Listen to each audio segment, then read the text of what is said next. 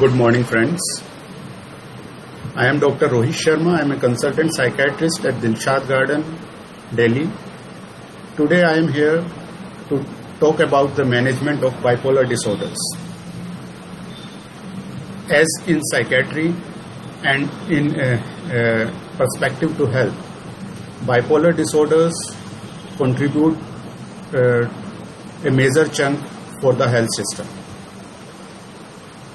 Around 1 to 2% of the population suffers from bipolar disorders.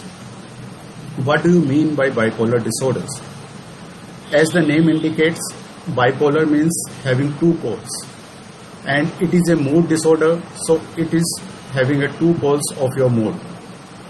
And two poles of the mood are depression and mania, and these are the two extremes under which the bipolar disorders occur. अगर हम हिंदी में बोलें तो ये एक मन का ऐसा रोग है जिसके कि दो पोल्स होते हैं, जिसका एक पोल का नाम मेनिया है, एक का नाम डिप्रेशन है। बाइपोलर डिसऑर्डर हम तब बोलते हैं जब किसी भी शख्स को पहली बार मेनिया हो या हाइपोमेनिया हो या डिप्रेशन हो और उससे पहले कोई भी एपिसोड मेनिया या हाइपोमेनिया का हो चुका। ये 1 से 2% जनसंख्या में पाया जाता है। ये अधिकतर समय युवा अवस्था में सेकेंड और थर्ड डेकेड में इसकी शुरुआत होती है और ये स्त्री और पुरुष दोनों ही में लगभग इसकी प्रेवलेंस बराबर रहती है। अगर हम इसके मैनेजमेंट पे आते हैं तो इसके मैनेजमेंट में बहुत सारी चीजें हैं जिसके थ्रू हम इसको मैनेज कर सकते हैं। पहली चीज तो जब हमारे पास पेशेंट आते हैं तो हम उनको यूजुअली गाइड करते हैं और उनकी फैमिली को और उनके केयर टेकर्स जो साथ में आते हैं हम उनको एजुकेट करते हैं इस इलनेस के बारे में, क्योंकि वो एक अहम हिस्सा है।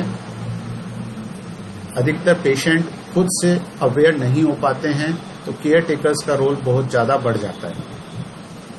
उनके एजुकेशन में हम उनको इसके कोर्स के बारे में बताते हैं, इसके लक्षण बताते हैं और हम उनसे डिस्कस करते हैं कि हम आगे इसको कैसे मैनेज कर सकते हैं।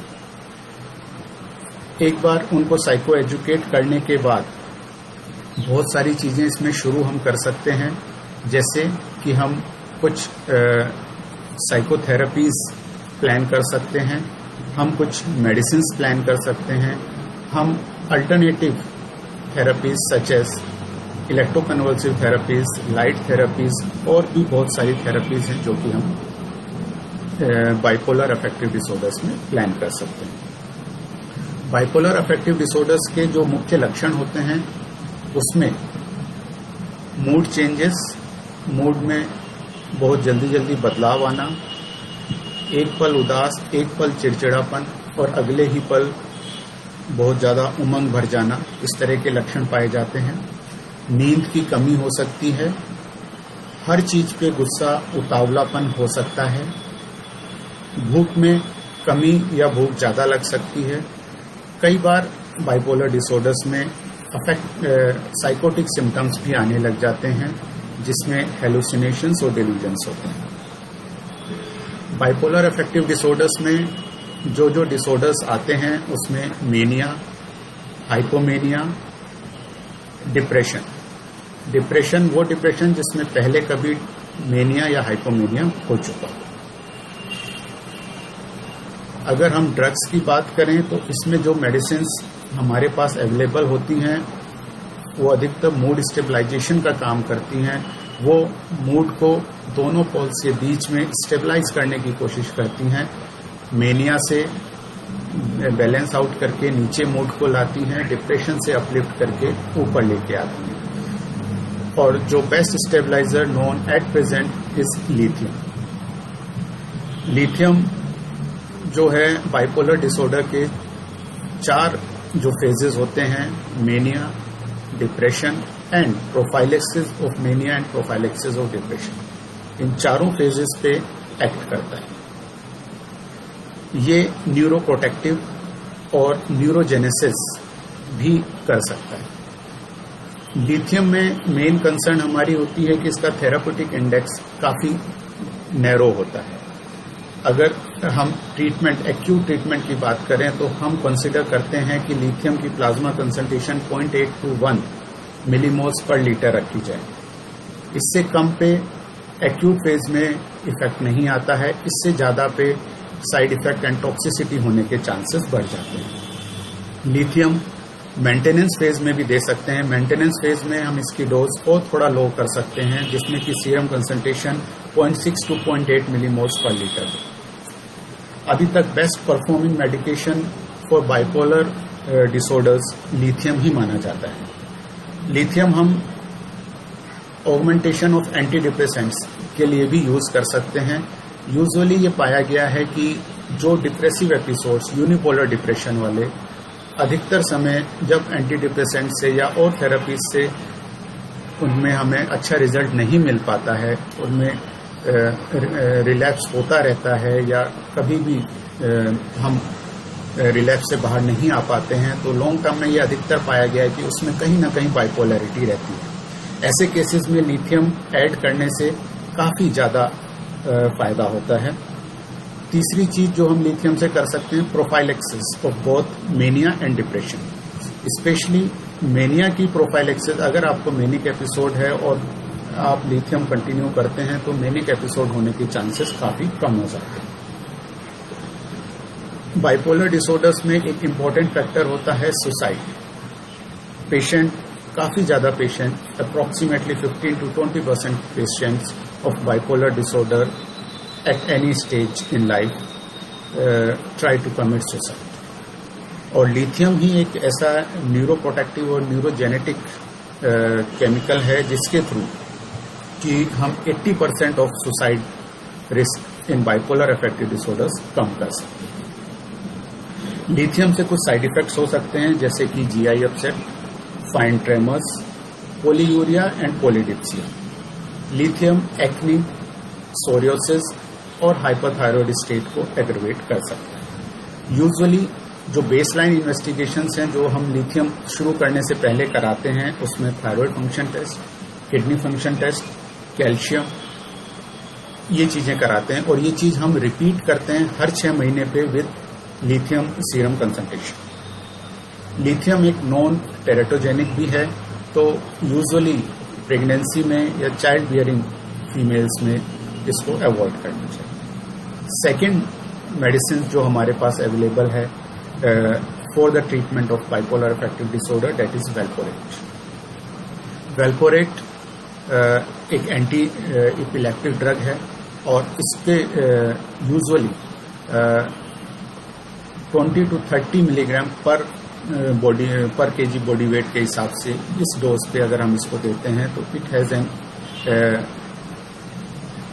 it is more effective than a placebo in the treatment of acute mania. Its role in prophylaxis of bipolar disorder is somewhat uncertain. Again, it is also a teratogenic और इससे लीवर फंक्शंस पे भी, liver derangement पे काफी फर्क पड़ता है, तो liver function monitoring is mandatory with valproate. Then we have antipsychotics. There are various antipsychotics that has been tried, first generation and second generation. Usually the best up to date for antipsychotic for bipolar disorder is quetiapine. As lithium, it is just secondary to lithium that it acts on all 4 branches in the management of bipolar affective disorders, that is the treatment of depression, treatment of mania, and prophylaxis of depression and prophylaxis of mania. Then we have long-acting antipsychotics. As per many studies, long-acting antipsychotic in bipolar affective disorders are somewhat effective for the treatment of acute management, but in the maintenance phase, they are seems to be less effective. Now, if we come to the overall treatment of bipolar affective disorders, then we can classify it into 3 main phases: treatment of acute mania or hypomania, and treatment of rapid cycling, and treatment of bipolar disorders. Treatment of acute mania or hypomania If the patient is on a mood stabilizer or is under treatment for bipolar affective disorder and there is a relapse or recurrence of the symptoms, then we usually what we follow is, first of all, we try to ensure the compliance. Is the patient taking the medications? Is the medication is in the therapeutic dose? Is the serum plasma concentration of the medication is as required for its therapeutic effect? If it is patient is compliant and the dose of the medicine is adequate, and if we can increase it, we just increase the dose of the mood stabilizer and see the result. If there is more severe illness, then we can add antipsychotic or benzodiazepines. If the patient is not taking the medication, then the first line treatment for a bipolar disorder, acute mania or hypomania, acute phase, is lithium. And second line treatment comes antipsychotics, quetiapine, olanzapine. Then we can have a combination, olanzapine and lithium. Now, treatment of bipolar depression. Bipolar depression treatment, the major, what the research has said, the best at the present is the combination of olanzapine and fluoxetine, followed by quetiapine, lamotrigine, valproate, olanzapine and lorazepam. For the prophylaxis of the treatment, it has been shown that for the prophylaxis, the mood stabilizers,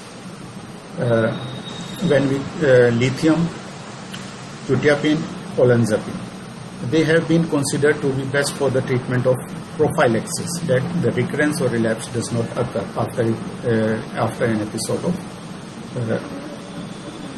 of bipolar affective disorder. And for prophylaxis, we also tell the patient and the caregivers about the high risk symptoms or the red signs that you should notice, because if these signs are available in a subtle manner also, they could lead to the progression of the episode. These symptoms could be a change in behavior towards others, a change in mood, irritability, hyperactivity, change in sleeping patterns. If there is any change in these things, then you should consult your psychiatrist at once. With that, I would like to finish my topic. If you have any queries, you can message me at this form. I will try to answer them as soon as possible. Thank you.